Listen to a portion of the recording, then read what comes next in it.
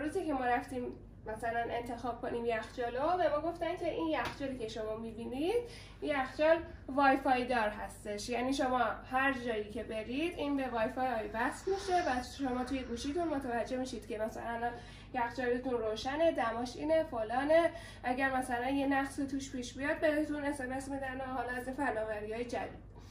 ولی این اتفاقا گزینش هم داره، ولی وقتی اومدن نصب کنن گفتن که نه این وای فای نداره، که یعنی وای فای داره، حالت سخت افزاریش روش هست ولی اپلیکیشن شما نساختین دیگه. و حالا این یخچال یه دونه در بیرونی داره که پلاتینوم هستش، از جنس پلاتین و ایناست و این بخش مثلا دسترسی به آب میوه و حالا هر چیزی که اینجا میذارید و از در اصلی جدا میکنه و تفاوت